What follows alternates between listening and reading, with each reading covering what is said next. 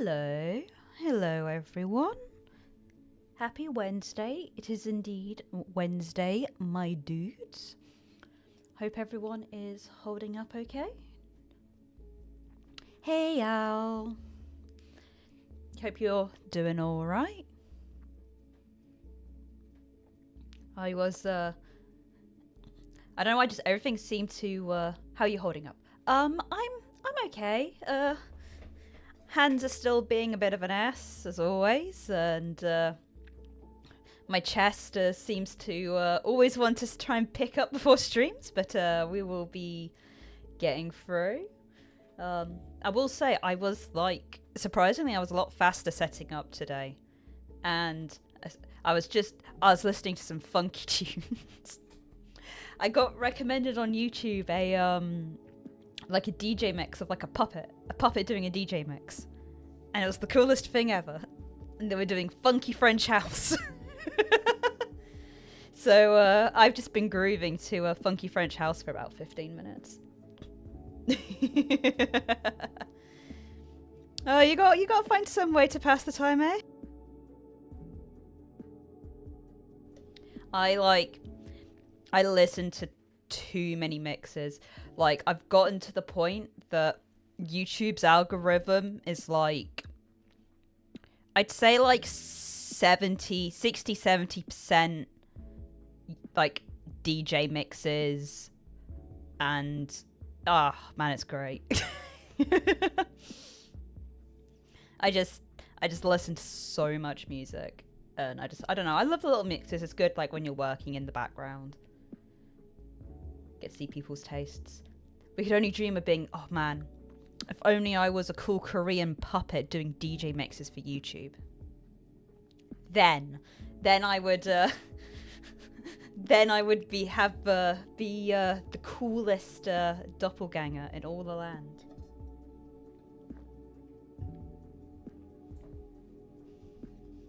But yeah.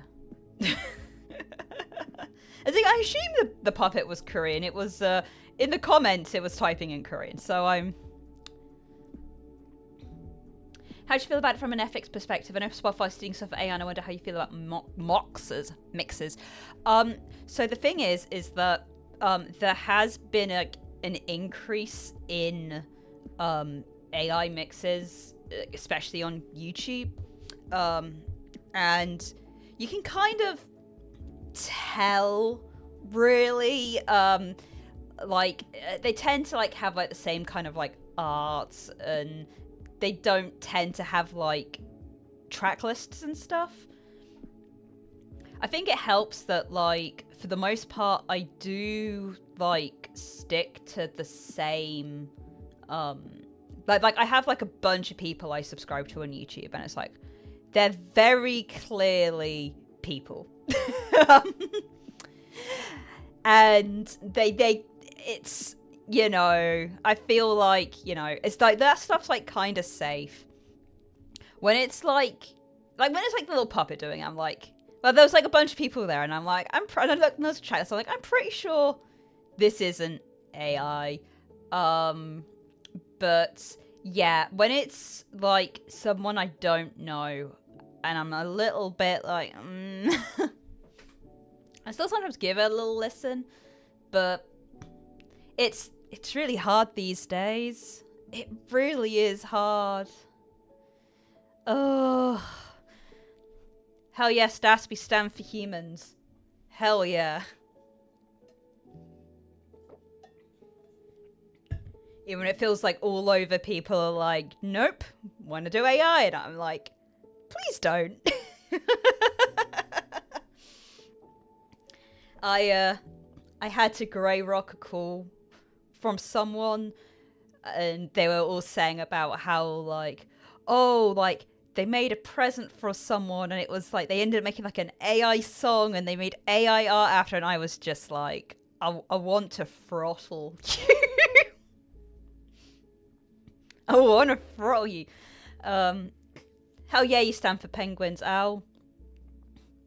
Grey rock. So grey rocking is a method in which, if you're in a situation with someone who makes you feel uncomfortable, you basically just limit your responses. You just go,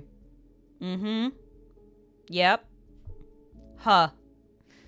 And just basically don't give them much back, but clearly show that you have, like, zero interest.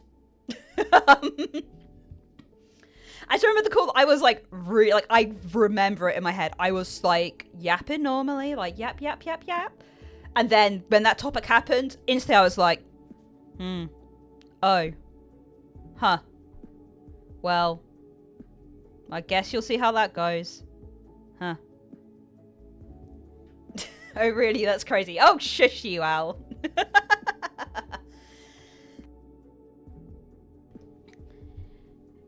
Guys, it's been a while since It's Really Lonely Here. It gets so lonely here, I mean. I've been meaning to come back to it, but obviously I was, like, real sick, and then I was going to wait for all my new stuff. But it's like, I couldn't leave it unfinished, man. Especially when we had one route left.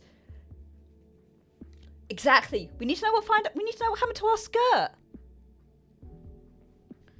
Stas, I'd rather get a moth-eaten sock than receive a gift made, but absolutely. Oh my god. But, like, it was boomers. So I didn't end up asking the reaction, and I didn't want to know, because I'm sure I would have been very upset if I found out. But yeah, ugh. Yeah, let's get us into the game.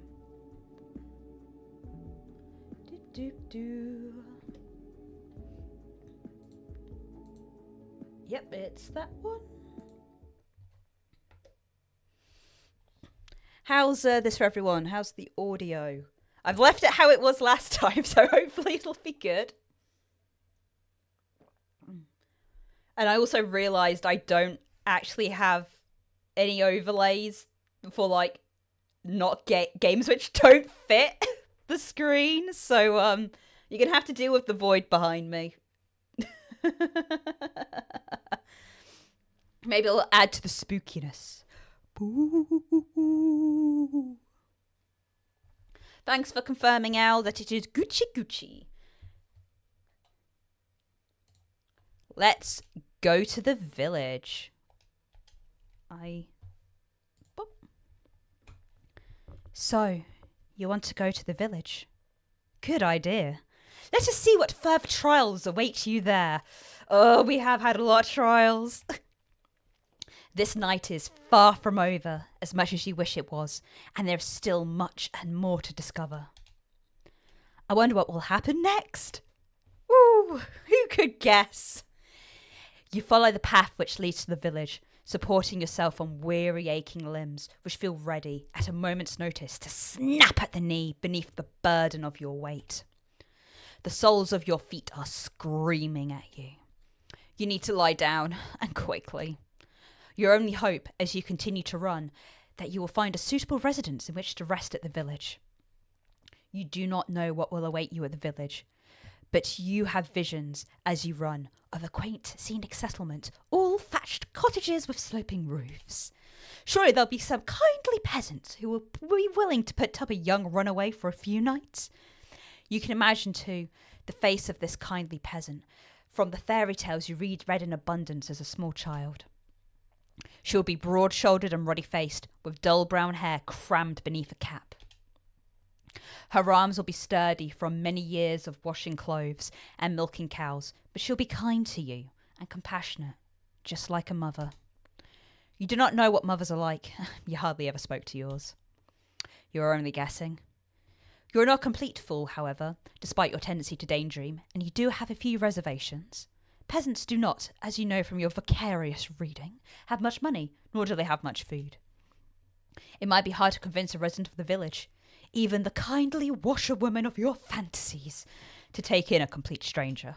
Still, you must try. That is all you can do, really. So you run to the village. It takes some time before you finally emerge from the woods, but finally you manage it. How much time, you ask? I cannot answer that. Did I not say that time had begun to lose all meaning? Oh, you sassy ass narrator. Forgot about you. The forest is behind you now, at least, and all the awful nightmares which dwelt within it. It is still cold, though, and still foggy.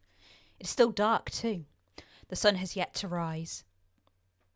You can see the moon more clearly now, though, as it hangs above your head, round as any pearl or orb or crystal ball. The moonlight shines down upon the village, nestled among the hills like a diorama. Hope in you bubbles within you. You have finally made it. Surely naught but your salvation awaits you.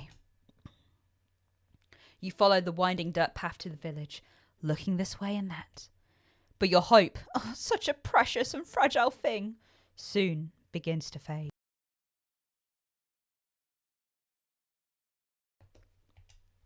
The village, up close, does not look half as welcoming as you imagined.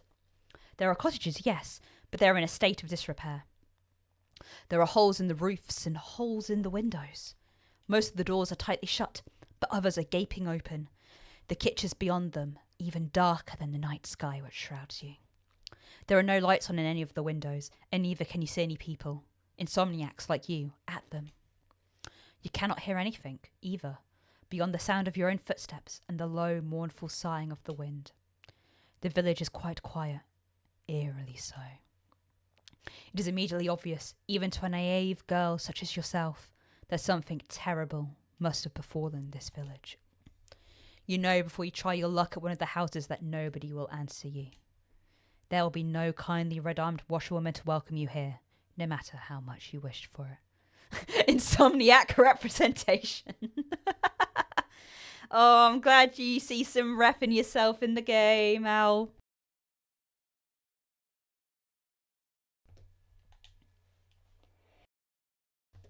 But that does not stop you from wishing regardless. Your knuckles rap smartly against the wooden door. Your efforts soon prove, however, to be in vain. There is nobody here to hear your entreaties. How very sad. You try another door, then another, but the result is the same, regardless of how many doors you rap upon. Nobody answers you. How could they? There is nobody there. Once again, you found yourself all alone. At least you found some dwellings in which you can rest your weary head. Will you utilize one of these cottages for your purposes? Nobody is here. You might as well. But no, an abandoned cottage is not what you're looking for. You would far rather have companionship, would you not? Bravely, you swallow your tears, you wipe your eyes with the back of your arm in a well-practiced motion, then inhale. You square your shoulders, and you keep on going. Surely the village cannot be completely deserted.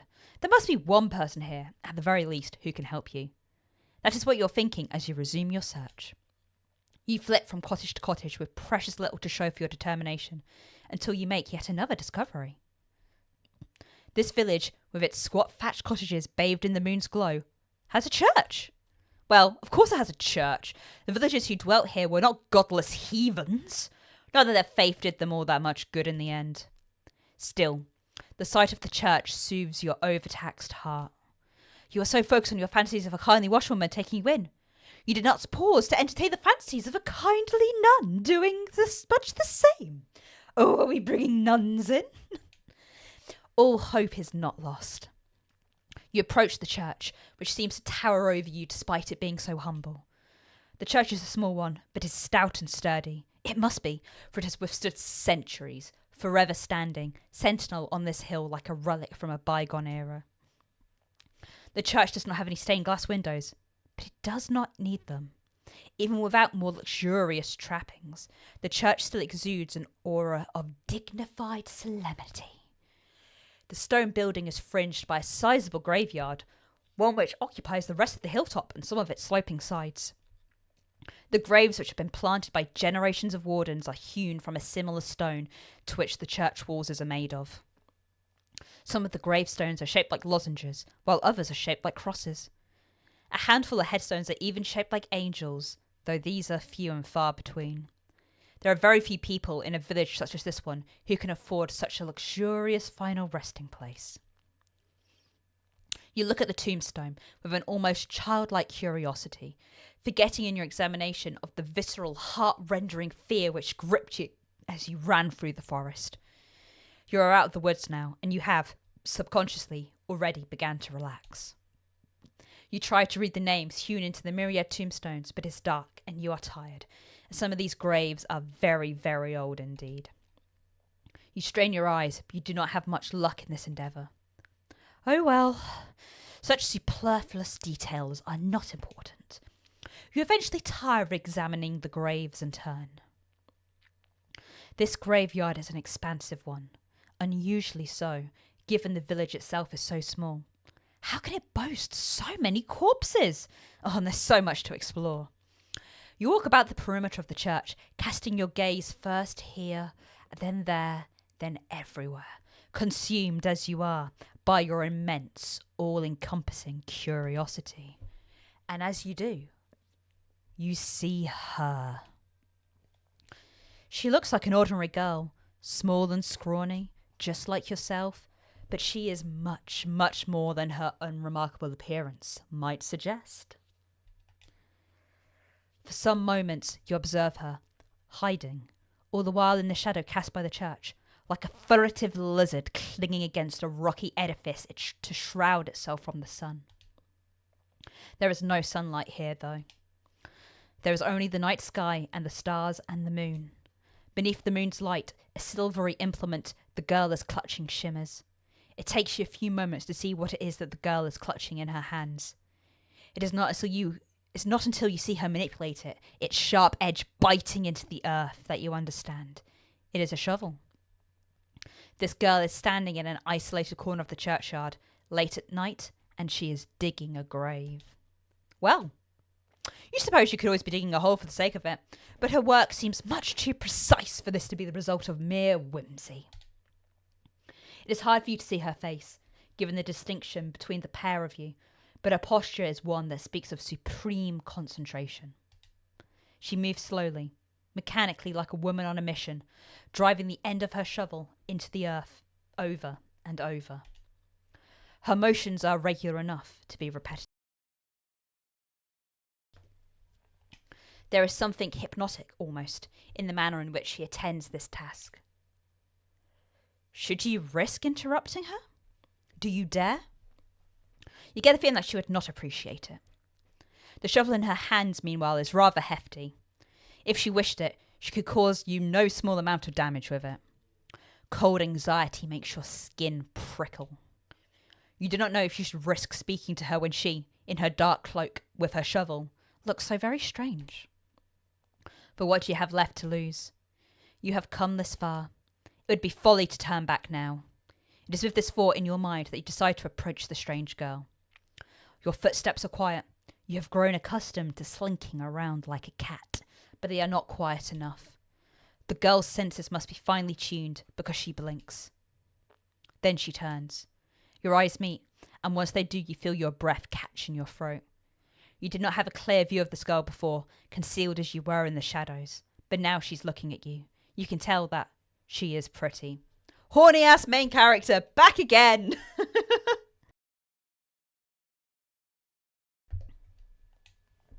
Her skin is very smooth, and her hair, though obscured by a dark hood, is very fair.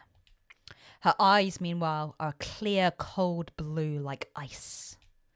Those eyes of hers, which are large, with unease, are fringed with very long, fair eyelashes. She looks as though she has stepped out of the pages of a picture book. She is simply too perfect to belong to this world. Perhaps she is some kind of vision, a waking dream, a hallucination. But no, she is none of those things. The shovel she is clutching in her hands looks solid enough, its pointed tip glittering wickedly in the moonlight. You steel yourself, expecting, perhaps, some sort of outburst, but the tension soon drains from the girl's slender shoulders. Her fingers, which once were gripping the handle of her shovel tightly, relax. Her lips curve upward at the edges. She is smiling, and what a smile it is. Ow. If this was a guy, it would be cringe. Gay writers should also understand they are cringe to equal cringe representation. You may or may not have a point. It is, transformative. When she smiles, she looks radiant, angelic almost. Hers is a smile that is so suffused with light that your eyes begin to prickle from it. You are so relieved that you almost feel as if you could cry.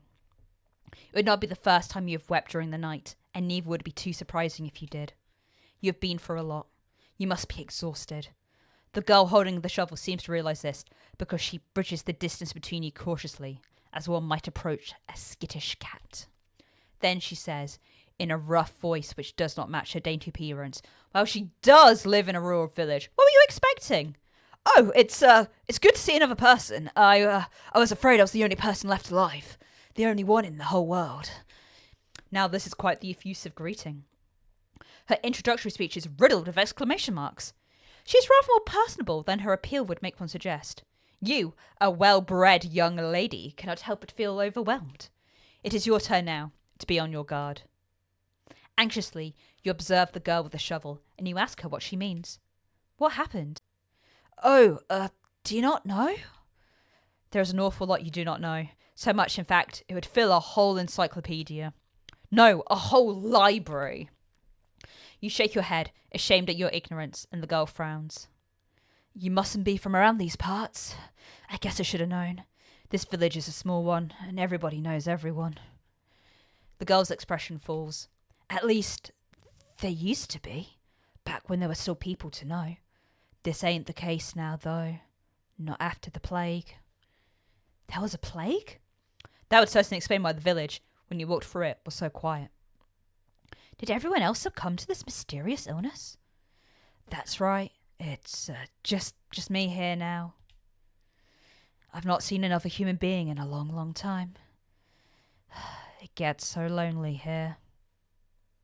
Now that is an interesting turn of phrase. Oh, well-bred lady, what the fuck? Talk, this person also farts and has like hair.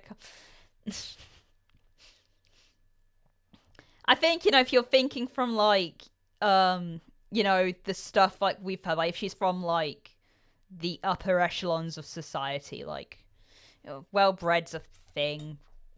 Even if they all fart.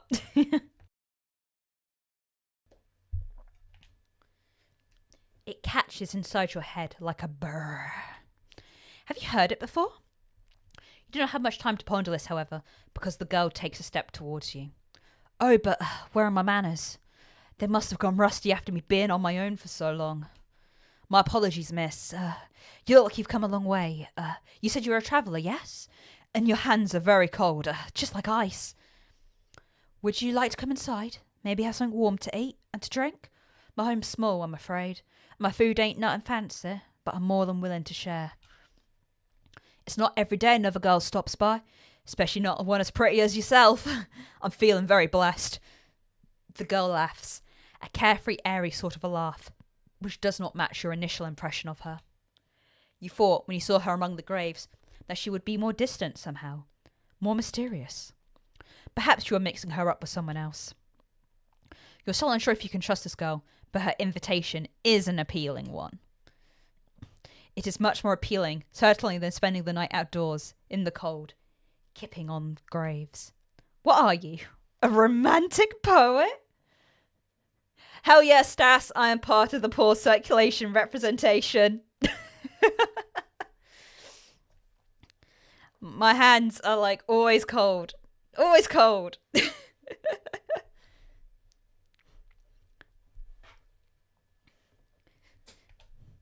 Please. You make a show of pondering the girl's invitation, at the very least. You don't appear too eager, but your acquiescence is also, alas, an inevitability. Why would you even refuse her? She is the first friendly face you've seen all night. Without her, you would be all alone. Your hostess leads you to a small, humble home located but a stone's throw away from the church, built in the shadows of a twisted, towering sycamore. The girl's home is in such a state, it seems a folly to even call it a home. Hovel would, to you, be the more appropriate descriptor. But when your hostess leads you inside, her eyes are alive, and she says, "Here we are, home sweet home." You don't have the heart to tell her that you don't find her home very homey, or very sweet. That would be incredibly rude. As a guest, you ought to be more appreciative. Half-heartedly, you look around your newfound surroundings. The ceiling is supported by wooden joists and is perilously low. Not so much so that you're in danger of bumping your head, but just enough to feel claustrophobic. There is a fire in the corner, though it's not consigned to a grate. The fire instead is blazing in the open, a circle of logs set alight like a scene from a witch's kitchen. Above the fire hangs a silvery pot, suspended from one of the wooden eaves. Other objects of interest are hung from the eaves, iron implements you take to be cooking utensils, various herbs, and strips of meat left to cure. The smell of cooking fills the air, mingled with the sharp, sour scent of unwashed bodies. How, you wonder, does your hostess clean herself? You don't see a bathtub anywhere. Perhaps she does not possess one. The girl's home is unremarkable in every regard, but it is, you suppose, better than nothing. At least there is a roof over your head and food to put in your belly. The girl looks at the pot, suspended over the fire, which she gives a stir with a ladle. Then she brings the ladle to her lips to taste whatever concoction she is brewing within it. You can only hope that she is not, like the weird sisters from that famous play, brewing a boff with fenny snake fillets. Cured meat, my beloved! Oh man, don't we all love some cured meat? Not only does it last forever, it also tastes good too. And it's not apparently fenny snake fillets. Whatever fenny snake fillets are. Yeah, I think this is just about done, the girl says, to nobody in particular. She sets the ladle down, back in the pot, then looks to you and smiles. Do you want something? It looks as though you've come quite the long way, and you must be hungry. These words are like music to your ears, even more divine than the trumpets of God's most loyal angels. Or horrific jesters. Ow, my meat is not sick and doesn't require... Ow.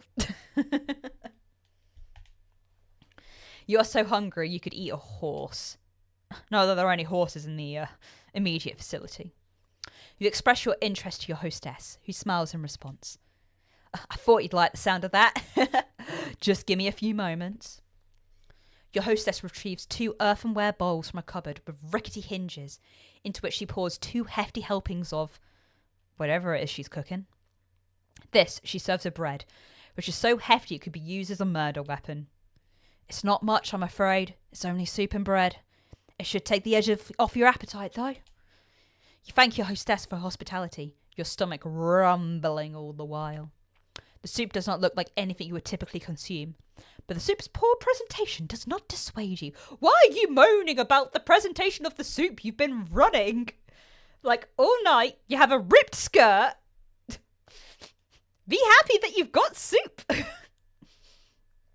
It is true enough that people eat first with their eyes, but when one is hungry enough, one becomes obliging enough to eat almost anything. Why else do you think that people, when stranded upon desert islands, will resort to cannibalism? Humans are creatures of necessity. You like to wrap yourself up in pretensions, but in actuality, you are not much better than animals. You're so hungry, your stomach is achingly empty, that you certainly descend upon your food like an animal. Your teeth glint, your incisors gleam, and soon you have consumed all that your hostess has offered you. Your hostess watches while you eat, and she giggles once you have finished. Did you enjoy that? Oh. You catch your hostess's gaze, suddenly abashed. You were so hungry you failed to account for her judgment. Now you have some food in your belly, though, and you have been suitably warmed. Your old self-conscious is returning. Did you not make a fool out of yourself? You demur shyly, looking at your lap, fearful all the while of what your hostess might think of you. You do not want her to take against you. Fortunately for you, however, and for your fragile ego, your hostess is not the judgmental sort. She is not like the girls you grew up with. Well, I'm glad you enjoyed it. It's nice seeing my food being appreciated so heartily. I know I'm not the best, but I've been practicing for a long while. I used to cook for my father all the time, you see.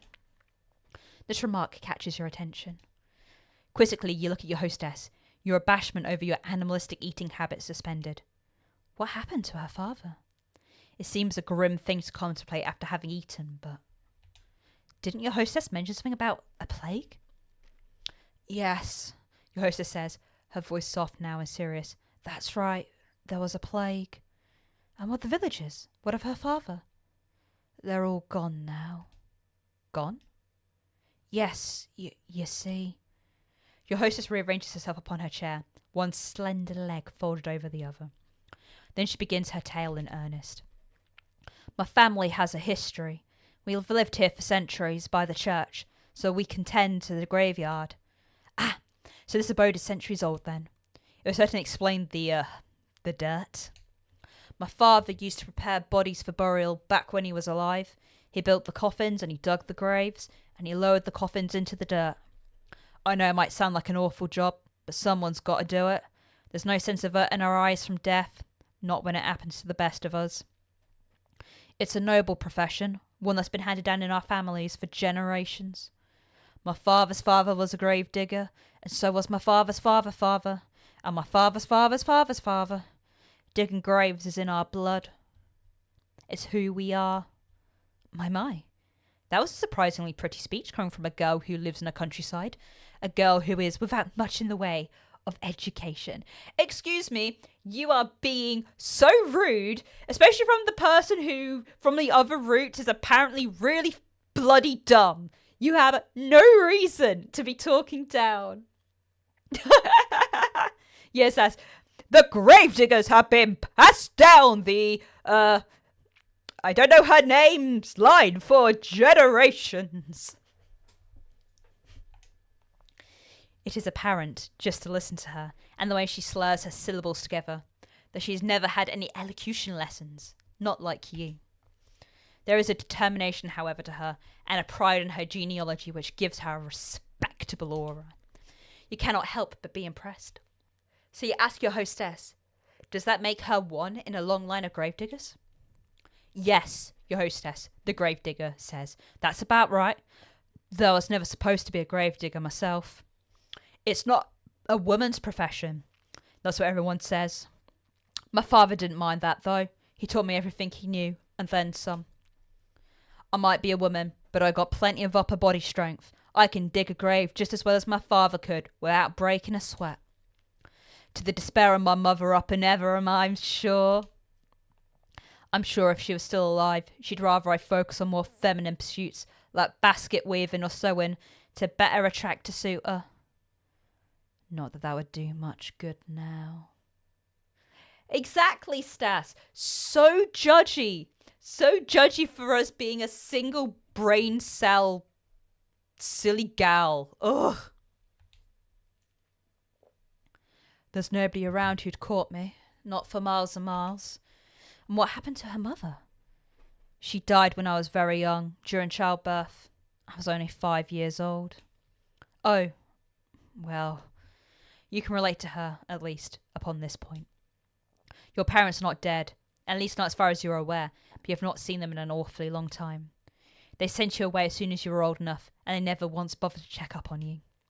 For many years there have been no letters, nor any visits. You offer the gravedigger your condolences. You do not know if they will help, but you feel like you cannot say nothing.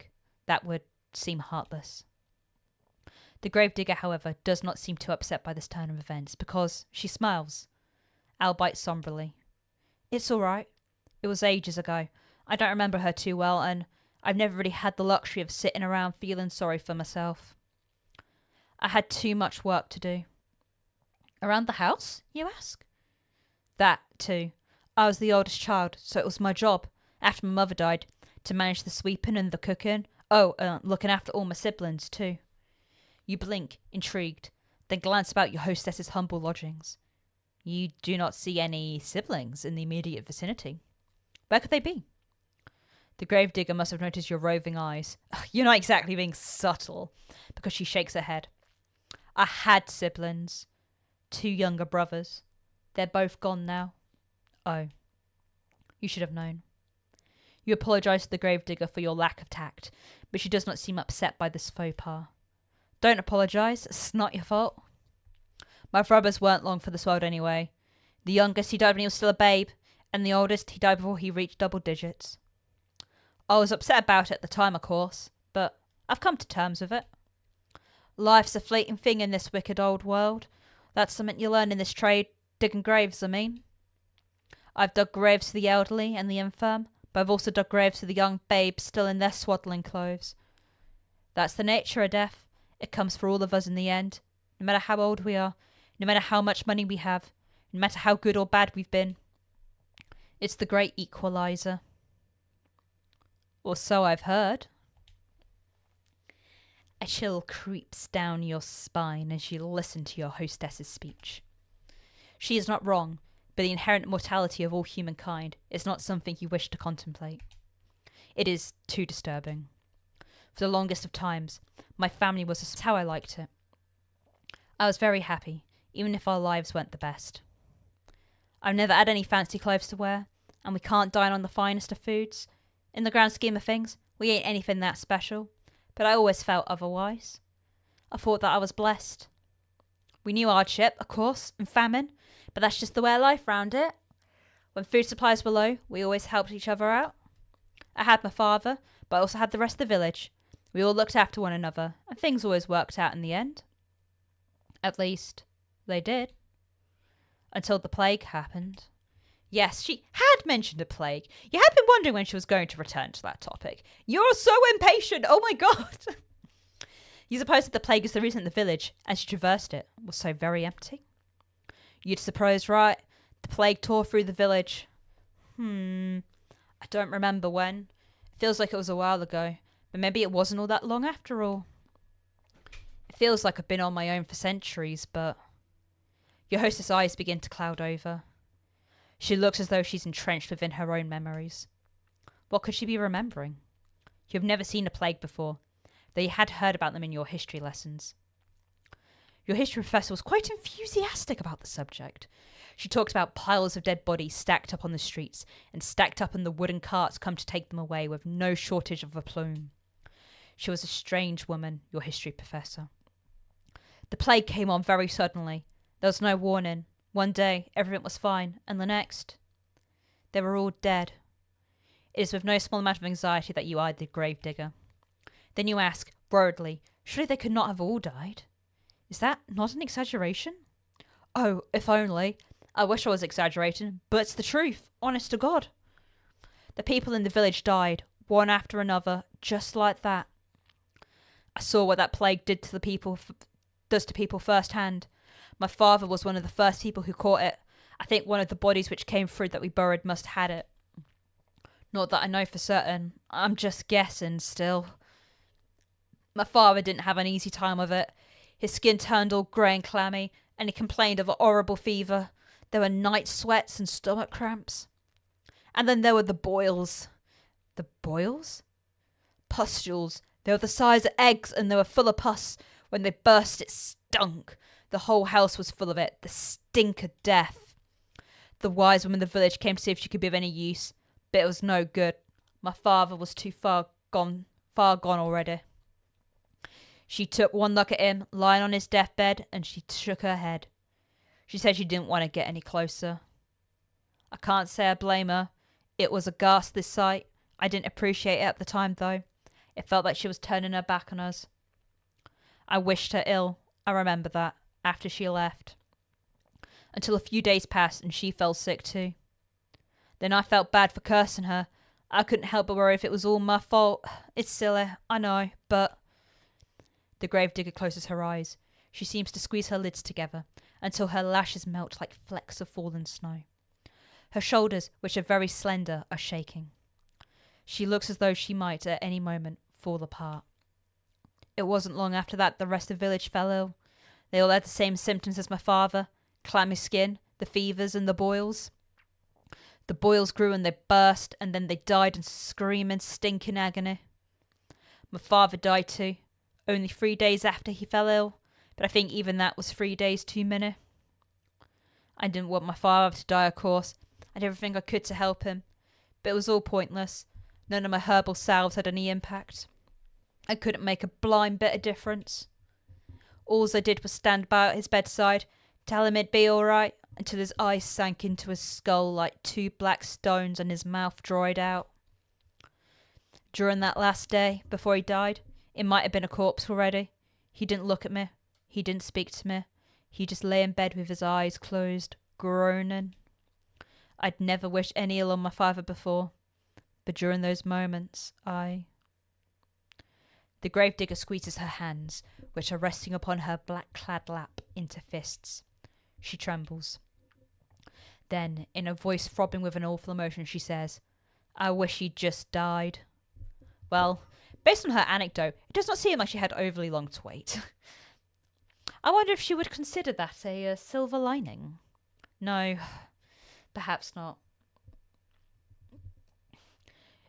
Owl, it's so weird to be lusting over someone who's been trauma dumping on the last 20 minutes. Rightfully so. Like, damn, just empathise instead of lusting. Oh, but she can't help it. It's the breeze coming through the rips of her skirt, clearly.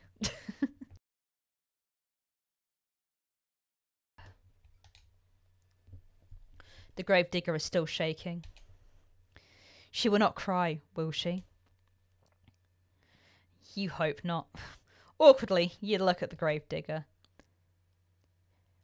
You're not sure how to soothe her, but you know you must make some sort of an effort, even if it's a token one. It's exactly that's like, damn shit. That thing sucks. You want to come to my place? You shift upon your chair, which feels very cold and hard beneath your thighs. Then you say, very softly, that you are sorry. It is not much, but it's all you can think of saying. You had thought initially that your situation was comparable to that of the gravedigger, but now you can see that this is not the case. Her suffering has far outstripped your own. Not that suffering is a competition, of course. Your apology feels inadequate to your ears, largely because it is, but the gravedigger seems not to mind it. She is very big-hearted, that girl, to smile at you so, no matter how foolish she might be. Do you really deserve such kindness? Oh, again with the apologies. It's all right. Like I said, you didn't cause any of this. I'm not upset at all. Are you? It's just forgetting what's happened, that's all. I do wonder, though, why I never fell sick myself. I thought I was going to die, so I'd already prepared for the Reaper to come and take me away. But maybe he wasn't interested. Maybe he's already satiated his appetite on all the others. Or maybe he thought he'd have to leave me alive for practicality's sake. With my father gone, who else gonna tend to the dead? I was the only person left by the end of it all, so I had to bury the people in the village. They're all resting peacefully now, under the earth, where the plague can't reach them. On the one hand, I'm happy for them. They were able to escape from all their suffering. When I think about all the people I lost, though. The gravedigger tenses. Well, Stash, you're clearly having a lovely time laughing at this horror visual novel, which we're finding very funny. Then she sniffs. When I think about the kindly washerwoman who helped me scrub the mud and the dirt from my clothes. Aha! So this village did have its fair share of washerwomen after all. It would seem your early insistence upon this particular point was not without merit. God, smug-ass narrator. I was like, there's this poor woman who's given me some food she probably doesn't have much of. It's like, yeah, I had to, deal with my father dying in front of me, my whole village. And then she mentions one washerwoman. And then main character's ADHS deep brain. It's like, oh my god, there totally was a washerwoman. And now her brain's going to go on a tangent for, the next 15 minutes and completely glaze over what the gravedigger's going to say.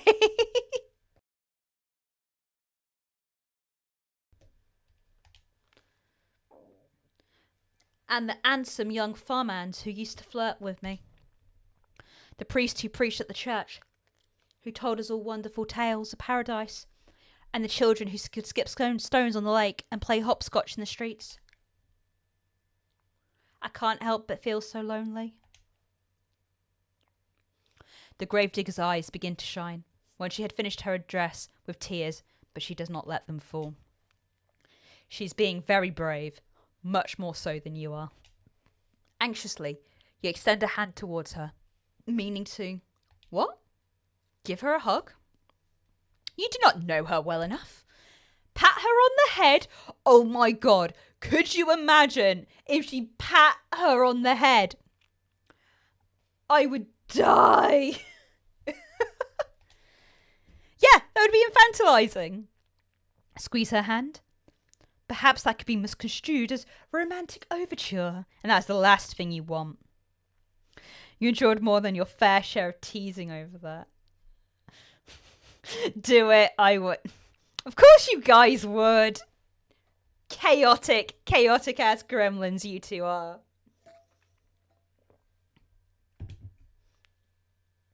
You sit there for a few moments, paralysed by indecision as the gravedigger poorly suppresses her sniffles. In the end, you let your arm drop back to your side. Your hand rests upon your lap, as useful as damp kindling. You do not know what to do with it. You do know that you ought to say something, though, to show that you heard her plight and that you care. You do not know what this something should be, however. No words could ever console the gravedigger. That would never be enough. They can offer some balm, however, to the bereaved, and so, after a pause just long enough to be awkward, you offer your condolences. What else can you say? Oh, no, the gravedigger replies, wiping a few stray tears over the back of her arm. It's all right. I've grown used to it, really. Been on my own, I mean. It ain't so bad, really. And I'm not alone now, at least. I met you. You'll keep me company, won't you? But what can you say to that? You aren't callous enough to trample this poor girl's hopes, are you? You know full well how awful that feels. You can do nothing but nod, a response which makes the girl smile more wildly still. Stas, you pat her on the head because you haven't been listening. You've been thinking about the washerwoman. The pat was the appropriate thing, right? Yeah, sure. You know how, like, games these days have, like, petting the dog or cat, or foxes in the ghost games, which I've been watching recently. We need a pet the traumatic visual novel girl. Like in all these like itch.io visual novels, there needs to be like a thing is like, can you pet the trauma girl or guy? That's wonderful. I know you're just a traveller who's passing through, but I can offer you bread and board till you leave. I've food enough and a spare bedroom. I can make it up for you right now. You must be tired after your long journey. Just give me a moment. The gravedigger rises to her feet in a flurry of excitement, then retreats. You'd watch as she departs, a little too eager to please and frown. The girl's home is such a small, humble one with a low ceiling and slanted walls. Oh, you'd think it'd be niche. Yeah, I bet you it's probably like the petting wouldn't actually be that niche. The girl's home is a small, humble one with a low ceiling and slanted walls. You cannot imagine such a small dwelling possessing a spare bedroom. This so-called spare bedroom is, in all likelihood, the room her father slept in before the plague carried him off. You do not think that you would much like to spend the night in the room of a dead man? But what choice do you have? You are tired, wretchedly so. Why is it all you can do? It is all you can do to keep your eyes open. While you were running through the forest, desperate to escape your pursuer, you had no thought in mind beyond finding some safe sanctuary in which you could recuperate. Now that you have found said sanctuary, it would be unreasonable to find faults with it. You also learn to be more thankful for what you have. There are many, many people in this world with less. You rise and follow the gravedigger, when she has finished her preparations, to a so-called spare bedroom, which is every bit as cramped as you fear. At least there is a bed, which comes as something as a relief. The rest of these lodgings are so humble, you are half expecting a straw pallet. As tired as you might be, you cannot lie to yourself. You have no desire to sleep among the hay like an animal.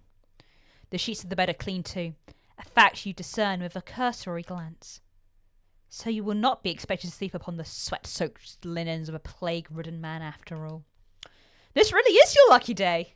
Catching? A got you this too, the gravedigger says, somewhat shyly, as she hands you a folded gown. To sleep in. I thought it might come in handy. Your own clothes are, a little shabby. Oh, she could say that again. Your skirt. Okay, guys, trigger warning for the torn skirt. Trigger warning. Your skirt is covered in mud, and the hem is torn and ragged.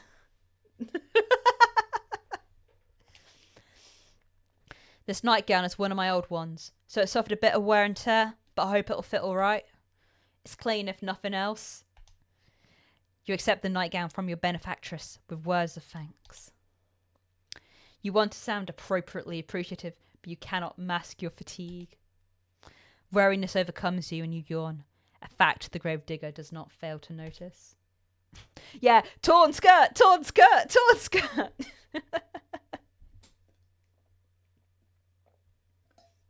Oh, begging your pardon, I don't want to keep you. I'll be making myself scarce. If you need anything, though, don't hesitate to ask. I'd be happy to help. The gravedigger bows her head to you like a drudge, then hurries off, closing the door behind her with a thud. Tired though you soon find that you'd rather miss your hostess's company. In the face of her good-natured smiles, you could almost forget all of the hardships you have hitherto endured. In her absence, however, your lodgings feel almost unbearably cold and inhospitable. You suppress a shudder, then clothe yourself. You work as quickly as you are able, but your fingers are cold and they fumble with the buttons on your blouse.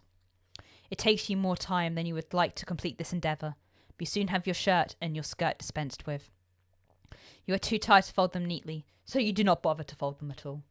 Instead, you cast them carelessly upon the floor, as defiant as a sulky child, then pull on your new nightgown. Your hostess's earlier warnings were apt enough. It is quite worn, but it fits well enough. It is more comfortable, at least, than your old uniform. You have endured worse. Newly dressed and ready for bed, you loosen your hair from your braids and settle down among the sheets. It is with a sigh you extinguish the weakly flickering candlelight which burns on your bedside, and with another sigh that you lay your head down upon the pillow. Though physically exhausted, you have to wonder whether you will be able to sleep at all. You can recall your previous dash through the forest in such vivid detail your heart is still pounding. That fear has yet to leave you. Perhaps it will never leave you. Your terror was such, it almost feels as though it has suffused itself into your bones, into your very being. But your exhaustion is greater than your worldly anxieties, and soon it claims you. Your eyelids fall shut and your breathing inevitably begins to even out. It is not long until you are spiralling for a dark, deep abyss, lost in Morpheus's kingdom. But your sleep, despite your worried state, is not as restorative as you had hoped. Your imagination has always been overactive. Even at the conservatoire, you are frequently beset by dreams of the most vivid nature. The dreams that you have this night, lying beneath unfamiliar sheets upon an unfamiliar bed, are no less intense than usual. In your dreams, you are back at the conservatoire, the place where this adventure of yours began. You are wearing the crisp white blouse you once discarded, and your grey unremarkable skirt. Your hair is tied in braids, and your eyes are downturned, forever focused upon your feet. You tried not to look at your classmates, and you thought yourself how fortunate if they did not look at you in return. You did not want anybody to notice you, until the awful winter that is, when everybody stopped paying attention to you for good. Nobody tried to trip you up when you walked past them in the hallways. Nobody, in fact, so much as glanced at you. All of a sudden, there were no malicious whispers, no wicked laughter, no pulled hair, and no thrown objects. You were giddy with relief at first, over this newfound means of tormenting you that your classmates had devised. But this little game, that of complete and utter disregard, continued on and on and on, as the days grew shorter and the nights grew longer. As the time passed, you began to fret to the state of your own corporeality. Could anybody still see you? Did you even exist at all? Then, at long last, you found it, quite by accident, the source of all your woes. One of the girls had erected it in the forest through which you were sometimes bidden to jog for PE class, beneath the shade cast by an old oak tree.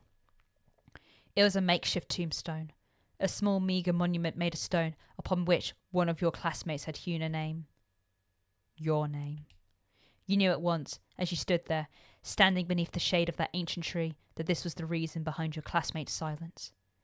This was why they had, for many months, been ignoring you so assiduously. They had buried you. In their hearts, you had already died. What's that? That Rule of Rose ass shit. That's something which should be in Rule of Rose.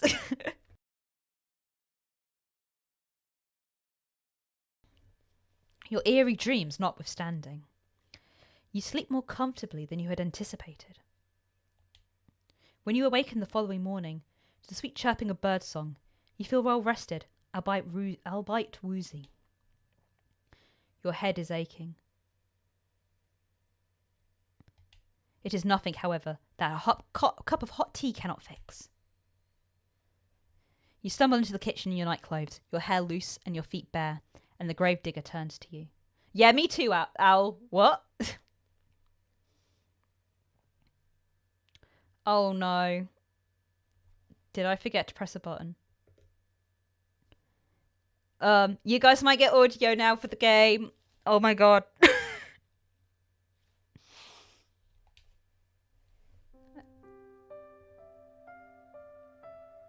Okay, I think you guys have got audio. I'm so sorry. Oh. She looks at your face, which is pasty, and your under eyes, which are dark, and exclaims in the manner of one accustomed to solving problems, not complaining about them. Oh, you look so awful. I think you need something warm to drink. Maybe you need something to eat too. Let me get started on breakfast. Yes, Al, this game had music and sound effects. I'm sorry. My brain is mush. I'm so sorry. Hopefully it wasn't too boring. And that is exactly what she does. She gets started on breakfast. Also, damn it, of course I missed the tinted rock. I always miss the tinted rocks. I mean, you saw all my misplays in Slay the Spire 2. I absolutely would miss the tinted rock. She gets started on breakfast, which proves to be quite simple affair. Nothing like the luxurious food you're accustomed to in your past life. Stats lacking music made it more unsettling. I'm so sorry, you guys. The torn skirt mention could have been, like, more acceptable if you didn't have the eerie silence. The bread is hard enough to break your teeth on, and the cheese is a bit too strong. It is food all the same, though, and you do not complain. Your stomach was beginning to grumble. Oh. The tea is inoffensive at least, and you drink it gratefully. You thank the gravedigger girl for her hospitality, and she smiles at you in return, a sunny smile like a field of blooming bellflowers. It's no problem. Don't hesitate to ask me if you need anything else, she says, words which come to symbolise your relationship. You stay with the gravedigger for many, many more days, and limited though her means might be, she always tries to help you. The gravedigger sets you chores around the house to keep you occupied, a fact for which you are grateful. You need to do something to keep your mind off your frantic flight through the forest. You can almost forget about it now during the day. During the night, however, it returns to you, the sound of your feet against the foliage and the swirling fog. When you sleep, you're assailed by nightmares.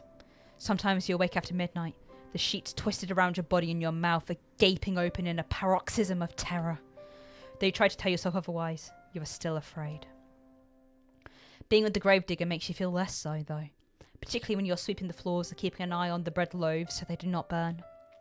You attend to most of the domestic chores, while the gravedigger concerns herself with work she knows best, that is, digging graves. Her dogged persistence when it comes to this pursuit intrigues you, so much so that you cannot help but posit a question to her on one particular morning, when the sky is festooned with clouds. Why, you ask her, perhaps a touch insensitively, do you continue to dig graves? There is nobody left, after all, to dig them for. You have always been practical, and you cannot see the point in it. What's the point in it? The gravedigger ponders, while holding a precious shovel to her chest. Fortunately, she does not seem upset by your question, despite its bluntness. You should count yourself lucky her temperament is so very placid. I don't suppose there is any point to it, really, the gravedigger eventually says, with a small smile. I know it doesn't have many practical purpose, but, well, digging graves is what my father did. He showed me how to do it so I could continue his legacy. My father wanted to keep our family tradition going, and I suppose I want to do the same. That's all there is to it, really. That's all, is it? You think you can understand that? Though your companion's actions might appear to be illogical, there is a kernel of reasoning nestled among them. She does not dig graves out of any sense of purpose. She does it, instead, out of sentiment. Besides, I have to do something to keep myself busy, don't I? If I spent my days idling all on my own, I think I'd go mad. The gravedigger laughs at this, as though the prospect of her own madness is amusing. Her laugh, despite her slender stature, is not particularly delicate. It reminds you, perhaps unkindly, of the braying of a horse. So rude! So rude! Yes, you should be ashamed of thinking such a thing, though, and your face flushes with the guilt of it. We cannot all be well-bred young ladies, you know. Still, the laughter of the gravedigger as it echoes through the grey, gloomy sky is strangely desperate. It sounds forced. Exactly, Stas. Wow. Wow. This lovely lady who has given me free room and board and food just for doing some chores, and I say that she sounds like a horse when she laughs. So rude.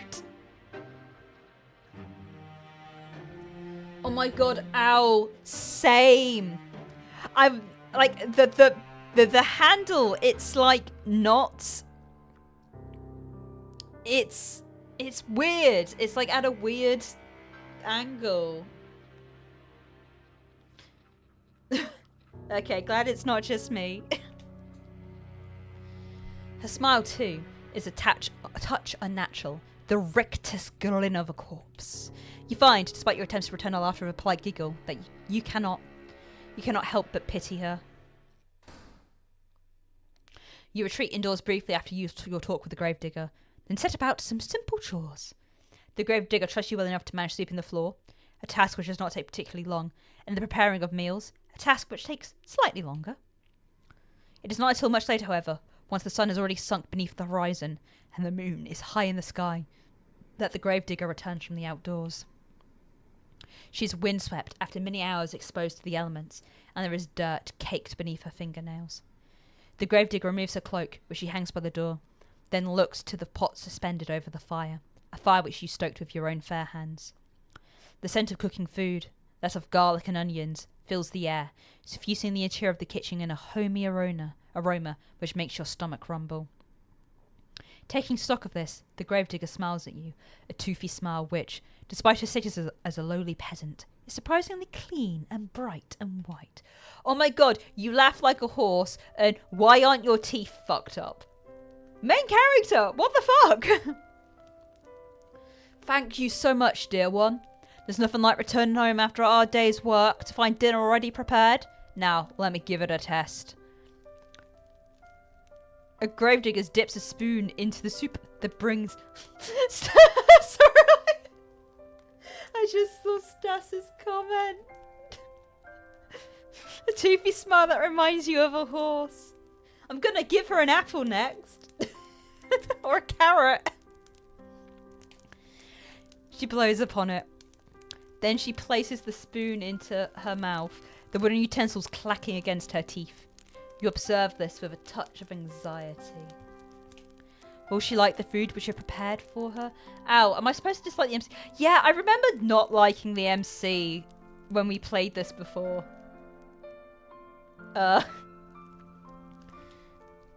You have cooked for her before in the past, and she was always very complimentary of your efforts.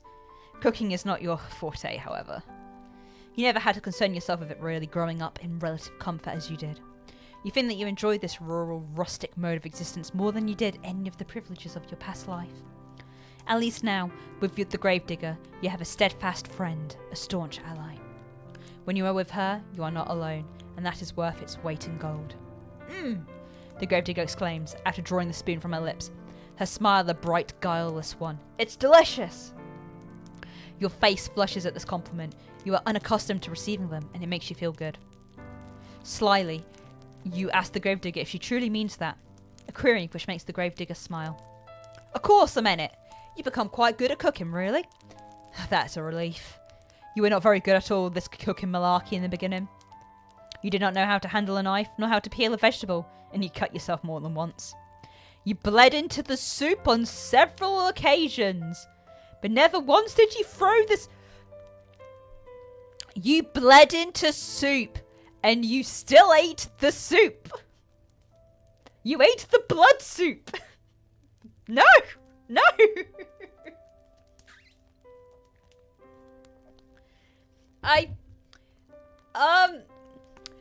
You guys, she said she has plenty of food. You can throw out the blood soup. Okay, I'm happy everyone agrees with me. What the fuck? Oh, there we go. The gravedigger lives a humble existence. She cannot afford to waste her precious ingredients. Oh, your soups during your stay have all been seasoned with the slightest hint. Don't call it seasoning! Don't say you seasoned the soup with iron! No! That doesn't justify it! That doesn't justify it! Ow. Yeah, cutting vegetables is easy. How useless is MC? Like, I'm not great at cutting vegetables, but like, not to this extent apparently. Oh my god. Today's soup, however, is a marked step above the rest. You did not cut yourself with a knife, even once. Maybe your companion's compliments are not empty fluff. Maybe you really are improving. The soup should be ready to serve. I have some bread too, that we can eat with it. But, oh, I should brew some tea too. Let me? Ah yes, the tea. You knew you were forgetting something. You were so focused on the soup, it must have slipped your mind. Your face flushes yet again at this oversight, and shyly you offer to correct it. I'm going to put blood in the tea now as well. I'm going to put blood in everything. The gravedigger, however, waves your request aside. No, it's all right. You made the dinner, so I'll brew the tea. It's only fair, and it won't take all that long. Would you mind serving up the soup while I'm busy? Of course you would not mind. You do enjoy making yourself useful. For a lady, you are awfully domestic. You work alongside the gravedigger to finish your nightly meal, and together you serve it, soup and bread, alongside 2 cups of piping hot tea, prepared by your hostess's own 2 hands. You sit together at the table, then partake in the simple fare after saying grace. The soup really is quite good, despite it being made from only the most commonplace of ingredients. There's a bit of a kick to it, and warms you from the inside out. The tea, meanwhile, is very soothing, so much so it makes you feel rather sleepy.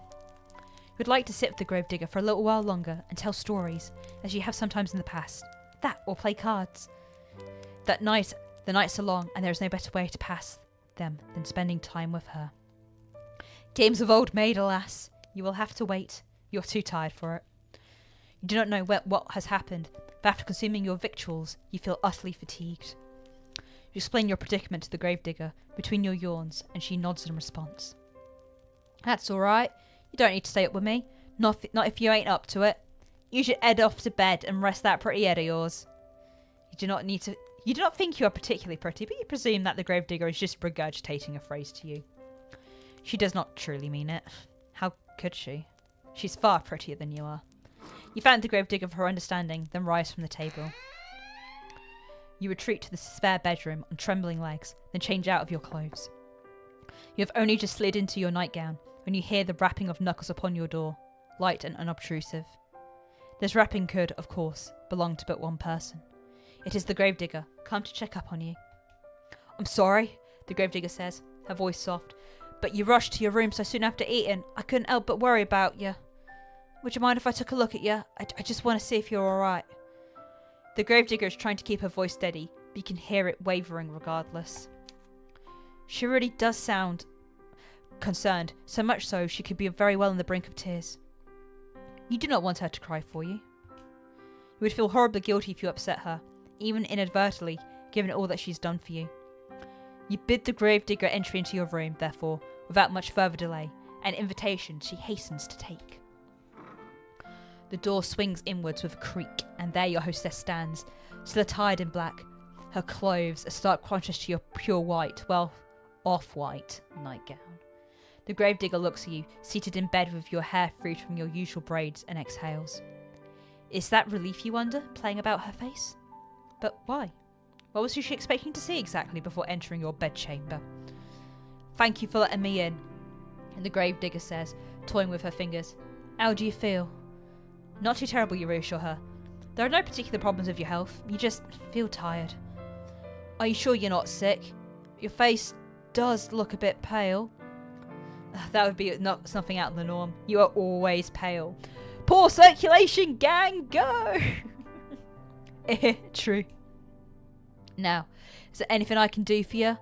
Would you like something warm to drink, or maybe a hot brick to place in your bed? It should keep you warm. You appreciate your hostess's thoughtfulness, but you reassure her that this won't be necessary. You will be fine. I hope so. I thought that about my father too before he... The gravedigger begins, but her voice soon trails off. She does not finish that thought. She does not need to. You know now what she was thinking of before she entered your bedroom. Cold, clammy skin, a sweating brow, rank, oozing pustules. You think upon these symptoms, which are eerily similar to those recounted during the Great Plague which once beset your own country, and you shudder. If you don't want anything, then I'll be on my way, the gravedigger says. But before that, this was just a fancy on my part, but I was wondering, would you mind if I brushed your hair for a little while? Your hair? Ow. Ironically, the best fix for poor circuit is salt, which is excellent seasoning, not blood. Exactly. They just need more salt. That's right. It's such a pretty shade of red is all. I just thought, well, it's just a fancy, really. You don't have to let me. No, not if you don't want to. But I thought it might help you relax if you're feeling under the weather. I heard it's supposed to be soothing. That is what the gravedigger says, but you have the distinct feeling that she is the one looking for solace here. She is not quite so selfless, perhaps, as she would like you to think. But she has been so very good to you, and has done so very much for you, that you do not want to begrudge her the small self-indulgence. You rather think she deserves it. You agree, therefore, to her request, and upon doing so, you are certain you have made the right choice. Your hostess' face lights up immediately, in a manner which makes you blush. Oh, thank you. It'd be my honour. Now let me fetch my brush. The gravedigger retreats from your room in a hurry, but returns soon therefore after, holding in her right hand the promised brush. This artifact acquired, the gravedigger then settles herself upon your bed by your side. She looks at your hair for a few moments, her expression pensive. Hey Al, it's more likely than you think. Then she announced that she will begin. The gravedigger leans in. The wooden frame of the bed creaks under her weight, a creak which melds with the sighing of the breeze outdoors. You can feel the bristles of the brush running through your hair. It is soothing enough, so much so, it makes you shiver. The sensation is a pleasant one, and somewhat nostalgic. Did your mother do this for you, you wonder, when you were a little girl? If she did, it must have been when you were a very little girl. You have not seen your mother in quite some time, not after you were enrolled at the conservatoire. Oh, you have such lovely hair, dear one. It's soft, just like silk, not all like mine. Mine's so coarse. This gentle voice draws you out of your vague, half-formed reminiscence. It sounds as though the gravedigger has lost a nostalgia of her own, because her voice, when next she speaks, is dreary. I think my mother used to brush my hair like this for me, back when she was still alive. That must have been a long time ago, though. It is funny, you think, and the bristles of the brush continue to slide through your tresses, that you and the gravedigger should both be reminiscing, in tandem, about your respective mothers. Oh, we all have mummy issues here. Perhaps there was something maternal in the act of brushing one's hair, which is wont to summoning forth such images. I would not know, personally. I cannot remember my own mother, after all. I don't think I liked having my hair brushed very much, the gravedigger continues, her breath warm against the exposed nape of your neck. My mother used to complain that I squirmed too much. I can remember that. She always told me to sit still though. It wasn't my fault I squirmed. She used too much force. Now this is curious. It sounds as though the reminiscences of the gravediggers are not particularly fond after all. Did she not get along well with her mother? Called it. Mummy issues. I can't rightly say, the gravedigger replies in a sombre sort of a voice. I was young, like I said, when she died. I really don't remember her too well. But I don't think she ever had that much time for me. She was too busy with all the cooking and the cleaning. Oh, and looking after my baby brothers. But she had time enough, despite that, to brush her hair. She did what she felt she had to make me look presentable. Not that it really worked. I wasn't like the other girls in the village, you see, who liked to sit indoors with their mothers and so. I'd always loved the outdoors. Oh no, the gravedigger is not like those other girls.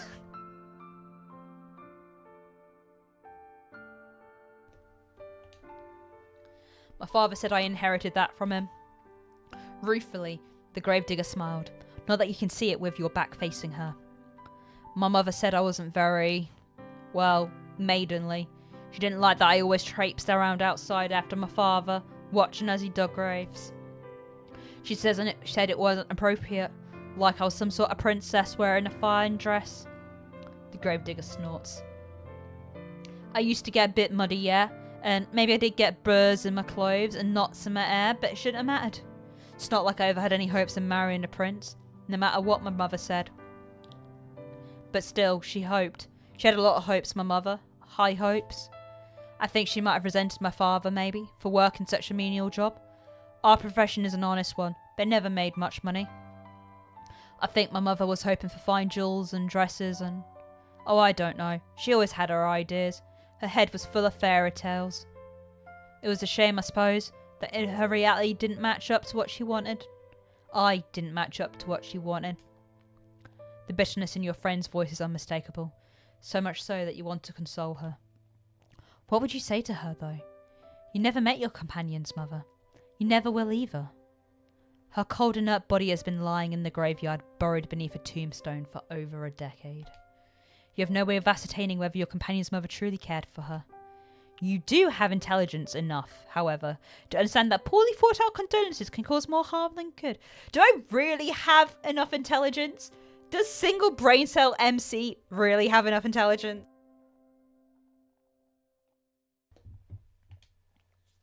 You would not like it if people tried to reassure you that of course your father loved you really. If he loved you, then why did he send you far away from home? Why did he never send you any letters? You know he was worried about his finances, but that seems a poor excuse to pretend that his only daughter did not exist. As for your own mother, meanwhile, she was nice, at least she thinks she was, but she was woefully ineffectual. Though she was, nominally, an adult, she always cleaved before your father's judgment. You think that she was afraid of him. You do not try to tell the gravedigger, therefore, that her mother loved her, that she must have done, else she would not have given birth to her. Instead, you sit there, letting the brush run through your hair, and you say, quietly, that you understand. Exactly, Stas. We should not be giving the main character that much credit. We should not be giving them barely any credit. Sometimes, you feel like a disappointment yourself. Well, the gravedigger says after a pause, I'm glad I'm not the only one. I guess it happens to all of us. You guess so. Parents are only people after all. While one would hope one's parents would be kind and attentive, they, too, can fall victim to caprices of their own. Just because one has brought a child into this world, it does not mean one will be able to take care of it properly. Not all parents are responsible, just as not all people are responsible. It is a painful subject. Oh well, it's alright if my mother It's alright if my mother never liked me, or even if she never loved me. I know my father did, and that's all that matters. He was always there for me, no matter what. Your companion's voice catches in her throat. She winces. At least, until he wasn't. He died, and I didn't do a thing to help him. Your companion's shoulders are beginning to shake. You still cannot see her, but you can feel her body convulsing. You can sense her loneliness rolling off her in waves. It is all-consuming, like the waters of a deep, dark ocean. Grief in you pierces your heart, not on your behalf, but for the sake of your benefactress. She does not deserve to suffer so much. This you have no qualms of telling her. You turn to face her, and pluck the brush which has been hovering in the air, inert from her fingers. Then you let her know that her father's death was not her fault. What could she have done? She could not have cured his illness.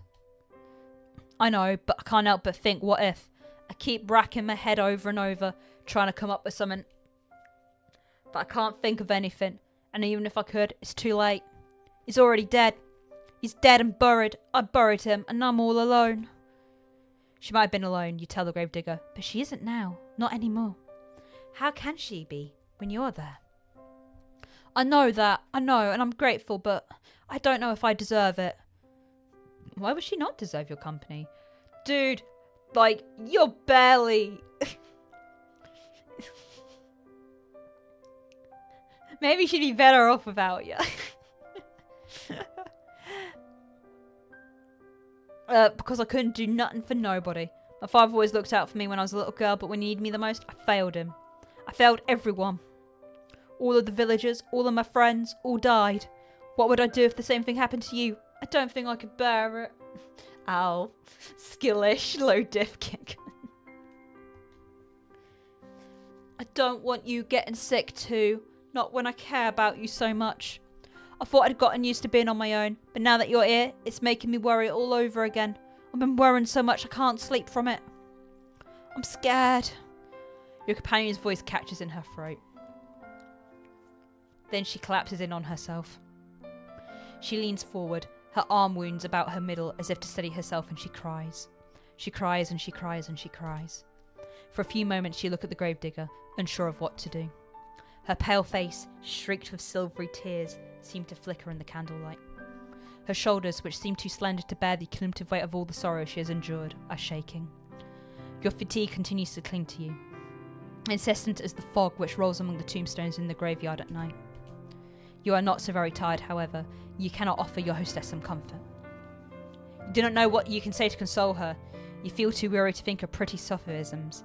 But there is something you can think of. Don't pat her on the head, don't pat her on the head, don't pat her on the head, don't pat her on the head. You would not particularly be so bold, of course, but you're tired enough for once to throw caution to the wind. Don't pat her on the head, don't pat her on the head, don't pat her on the head, don't pat her on the head.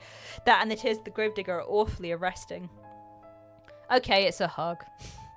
You open your arms, and before the gravedigger can pass comment, you pull her to your chest. Oh. A soft exclamation escapes the lips of the gravedigger, quieter than the sound of wintry snow as it brushes the ground. Then there is nothing. The graveyard digger is stiff in your arms for a few moments, like the corpses she and her father used to seal away inside their wooden coffins. She is all wide eyes and awkward. Pointed elbows, tears still coursing down her pale cheeks. You worry briefly as you hold her that you have perhaps made a mistake. No, Owl. How is a hug worse than patting her on the head? Please. Please elaborate. I think a hug is it's better than a pat on the head for this.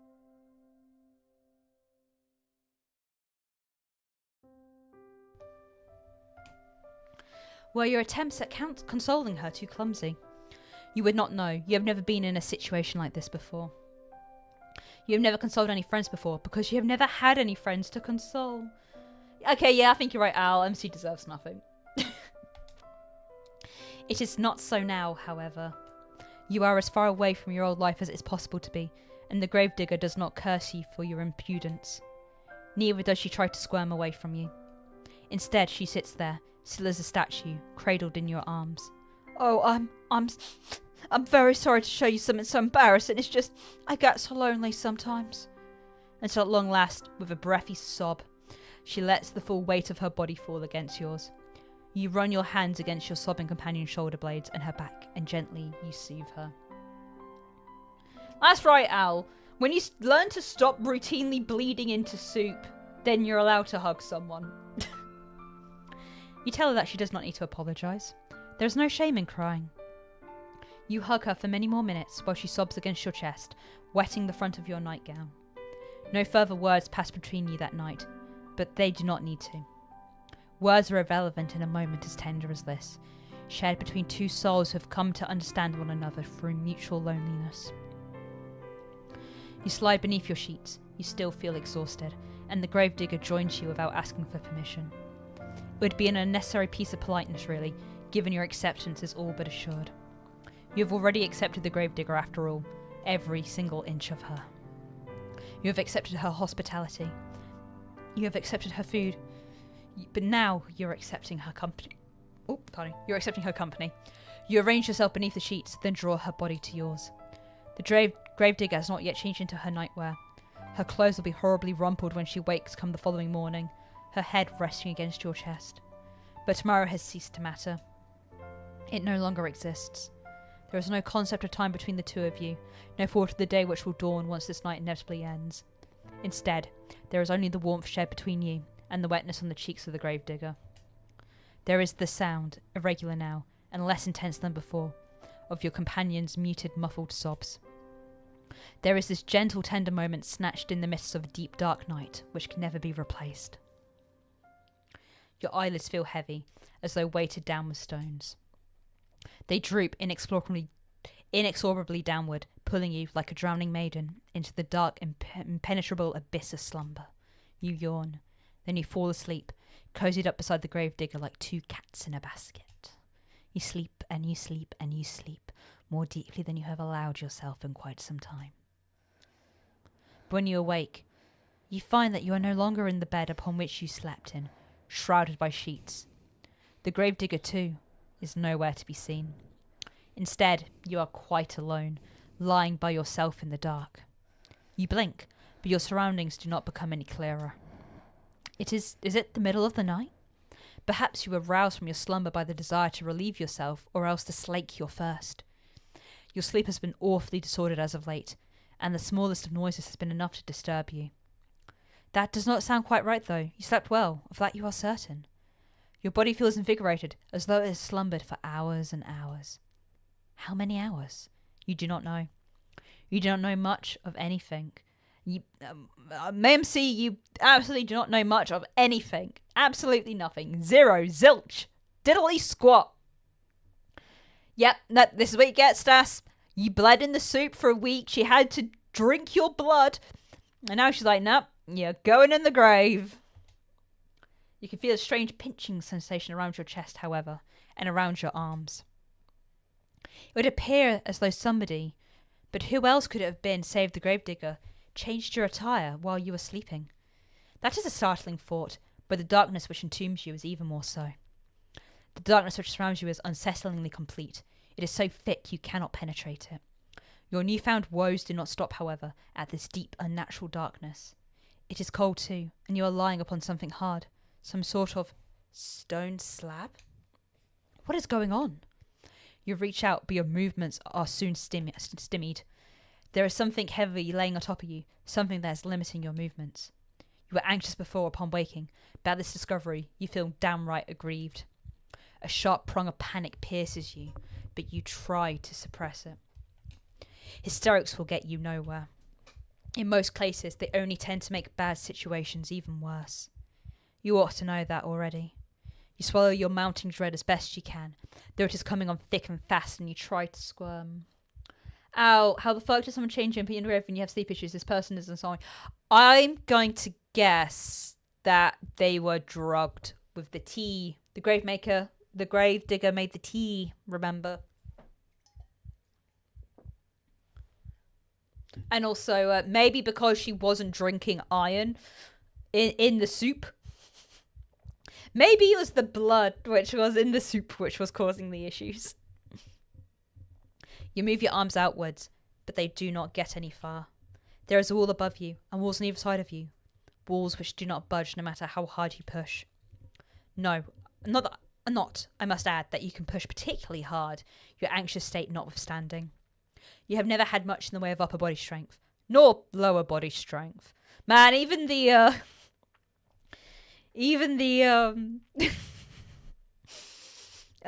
narrator's like, you're weak. You're weak. You did not lift. You do not have much in the way of strength at all. You feel quite helpless as you lie there, out of breath from your meagre exertions, unsure of what you should do. You can hardly see a foot in front of your face. You do not know where you are, nor why, but a terrible premonition is beginning to bear down upon you, one which, initially, you tried to discard. You did not want to accept as a possibility, but where else could the truth lie? You are lying in a box, hemmed in by walls, which offer only a scant few inches for you to stretch in any direction. Where else could you be but a coffin? The moment you allow yourself to ponder this awful reality is the moment you hear it, the irregular sound of drumming. It is as though somebody, though they must be a very large somebody, is tapping their fingers upon the lid of your coffin. That, or it's raining. It is not the fingers of a giantress, though, which is disturbing you, nor is it falling rain. It is dirt. This sound continues on and on, as though it is drilling its way inside your skull. It is relentless. It is merciless, like the ticking of a great giant celestial clock. It cannot be stopped. Your time is almost running out. But you knew that already, didn't you, when you were running through the forest? You ought to have known, silly thing, that you could not outpace your destiny forever. Sooner or later, it would catch up with you. You are stubborn, though, and you do not want to accept this. Not content to simply lie there, you cry out. You cry out not for your parents, whom you hardly knew, nor for your school friends, for you never had any. Instead, you cry out for your new companion, the girl with whom you had been living, and with whom you shared one precious, cherished moment. You cry out for the gravedigger. Surely this is some manner of mistake. Once she realises that you are, in fact, entombed in one of the coffins she is currently filling, for who else could be moving the dirt above you, she will cease her operations at once. She will pull you out of the darkness back into the world of the living, and then she will hold you close. She will embrace you. She cannot mean to cause you any harm, not when she was so good to you and so kind. Why would she bury you? You cry to her so loudly you fear your vocal cords might tear, all while banging against the roof of your compact prison. You cry desperately, helplessly, and to your relief your cries do not fall upon deaf ears. The sound of the falling soil stops, albeit briefly. Then you hear a voice. The voice is very faint, given it's being filtered through your coffin-studded lid, but you recognise it. "So you're awake then, my dear one," the gravedigger says. She sighs. Then she says, in a perplexed sort of voice, "Now that is a pickle. I was hoping you'd be asleep a couple hours more, so the last time we spoke could have been on better terms. If you keep screaming like that, I'm gonna feel bad." Your companion's words, though distant, are unmistakable. You are so tense. You are tuned to every single syllable, and each of them makes you grasp. Was this not a mistake, then? Does she truly mean to bury you alive? You posit this question to the gravedigger as best you can, trying to keep the tremors from your voice as you do so. Perhaps you think in your optimism that if you do not let her know how afraid you are, she'll reward you for your bravery and let you go. If this is what you are hoping, though, it is in vain. That's right, you really do catch on quick. So it appears she really has committed to the task of burying you. What an unfortunate turn of events. Why, though, would she do such a thing? You thought that she was your friend. "We are friends," the gravedigger says, her voice still worryingly offhand, worryingly empty. "I'm very fond of you. There's nobody dearer to me than you. I've had a really good time with you these last... how long's it been, again? I don't remember." Neither do you. Well, if this little detail has slipped both of your minds, it can't all be that important. You have other things to worry about. If you really are friends, you say to the gravedigger, then what does she hope to gain by burying you? You do not understand. But you understand her reply even less. "Well, here's the thing," the gravedigger says, in a reasonable sort of voice, as though burying somebody alive could even be thought of a reasonable action. "I've been digging graves for a long time, see? You cannot see, it is too dark, but you affirm that you do all the same. Well, I was digging all these graves, but I've not had anybody to put them in, not for ages. It was rather sad." You think you know where this train of logic, twisted though it is, might be going, so you do not interrupt her.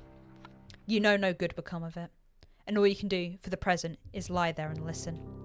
"I was thinking, I'd never find another person to bury in this godforsaken village, not after the plague messed everything up. I was getting desperate, until you came along, that is. Now that I have somebody I can bury, I'm not going to let the opportunity pass me by. I'm sorry, but this is just part of my job.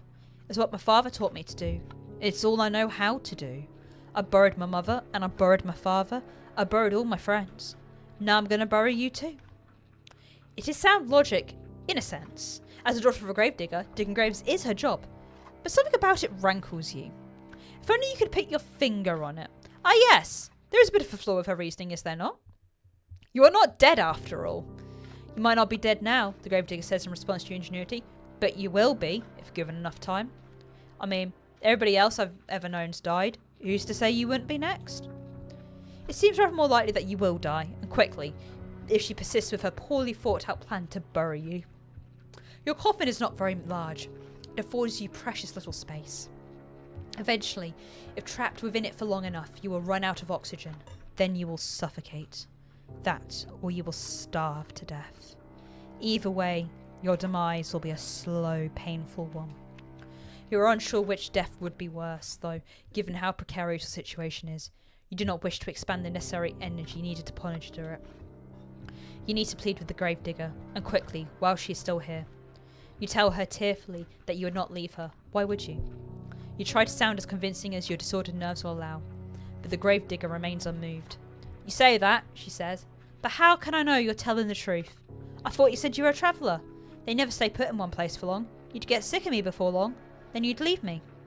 This way, at least I can be assured that we'll always stay together. If I bury you like I did the others, we'll never be far apart. I even took care to put you in a nice spot close to my home. So you're only a stone of thrones away, really? Isn't that nice?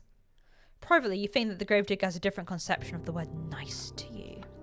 You do not say this, however.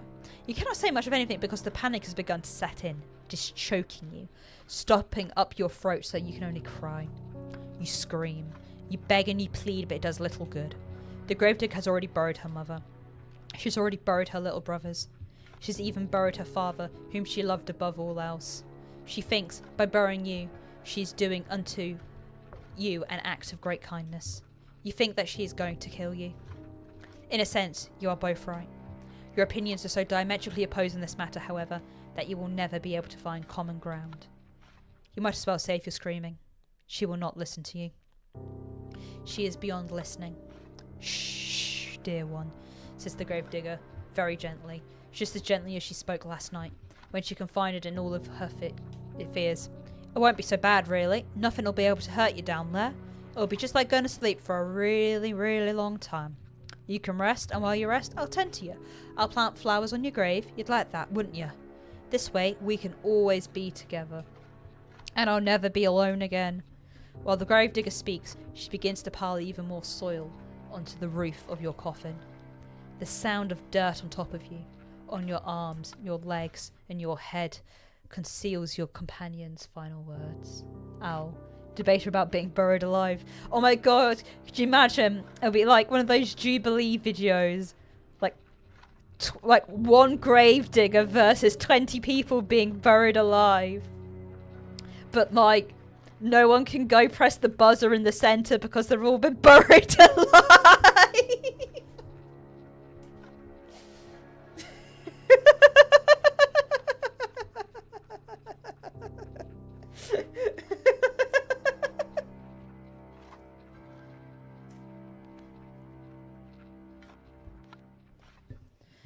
Oh. You cannot hear her. You cannot hear anything above the sounds, beyond the sounds of the dirt and the scrapings of the shovel and your own desperate, frantic screams. You scream and you scream and you scream without cease until your throat feels hoarse, but your efforts are in vain. You hammer on the lid of the coffin with as much strength as you can muster, but the lid of the coffin is nailed shut.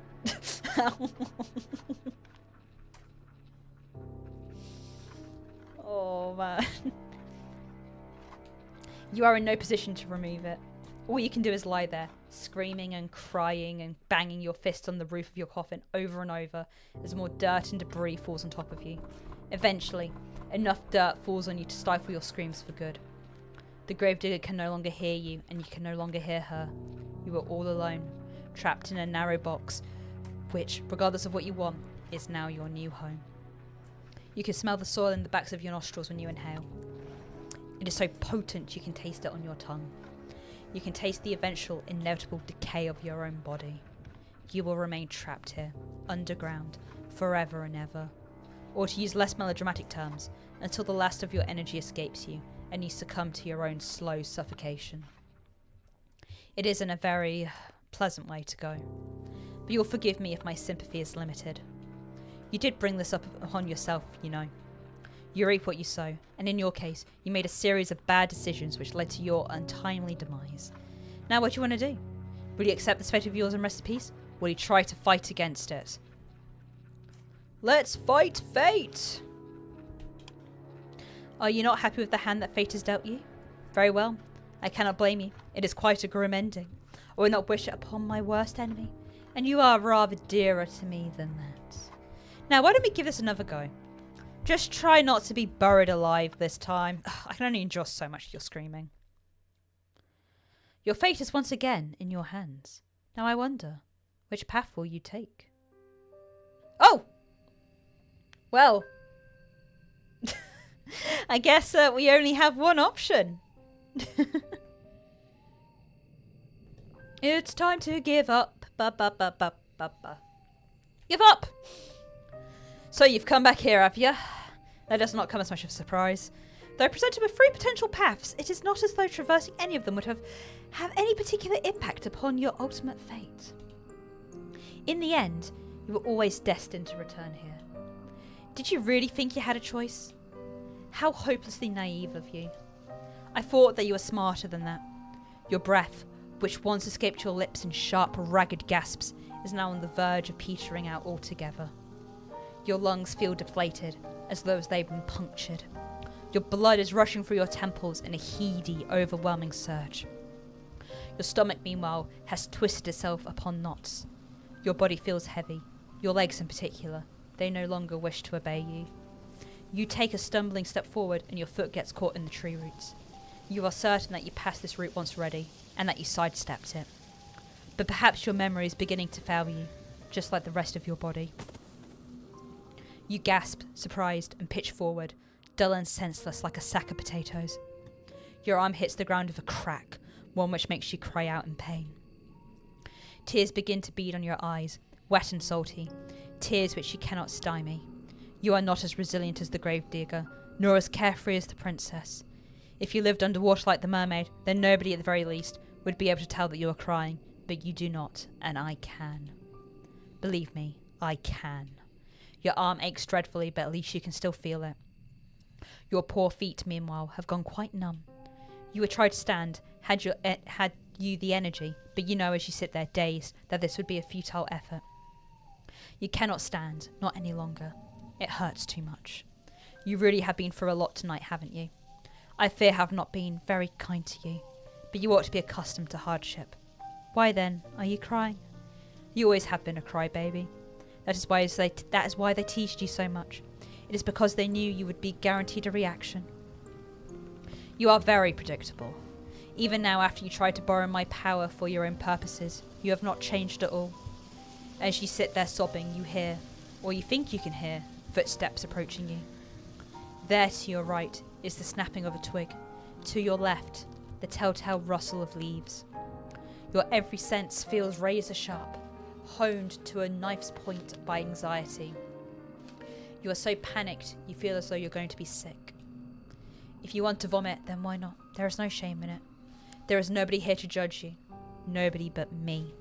I've always been here, you know. I will always be here, no matter how fast you try to run or how far. Did you really think you could escape me? Poor sweet child. Poor little fool. I did tell you, did I not? A contract with a witch is binding. No amount of physical distance between the both of us could ever sever it. I told you I would never let you be lonely. And I meant it.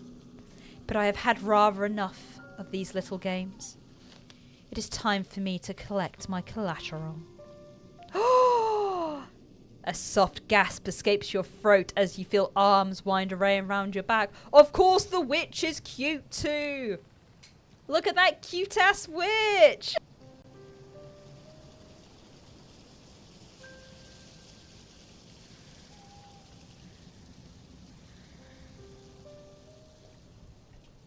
Naturally, you know whose arms they are. They are mine. I have been watching you all night, but this is the first time I have reached out to you in so direct a manner. Did you not expect me to be so forward? I can hear your heart fluttering in your chest. It is beating very quickly like a startled rabbit's. Your breaths are short and sharp. It is a cold night, and though I am holding you, you are still shaking. I wish you would not tremble so. Everybody fears the unknown, but we are not strangers. We have spoken before, have we not? When you first called me forth from the ether, using that book you found in the library? You were desperate enough then to turn to the occult for help.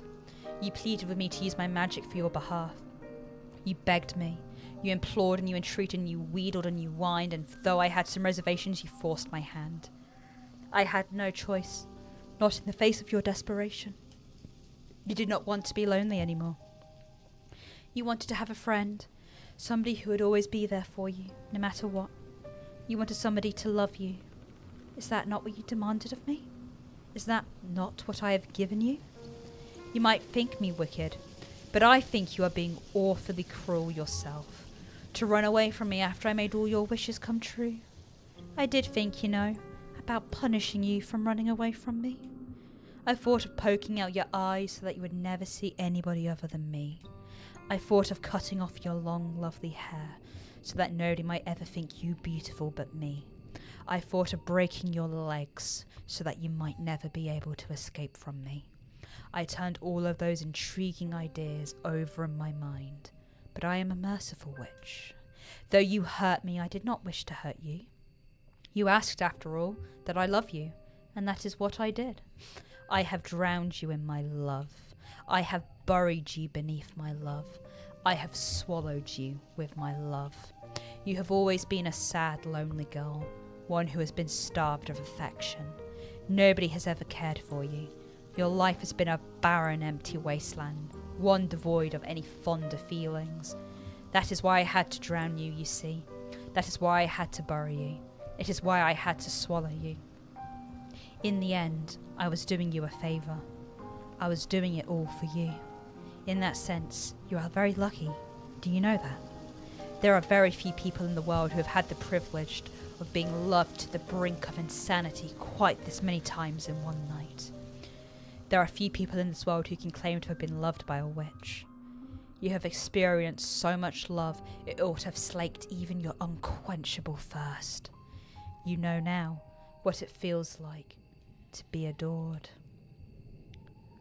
I have more than upheld my end of the bargain now. I think it's time that you do the same. From this night forth, you and I will always be together. Then I shall be able to love you endlessly. You will never be lonely again.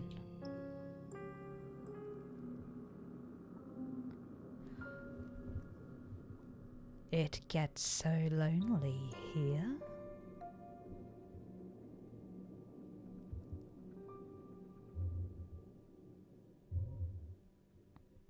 And there we have it, guys.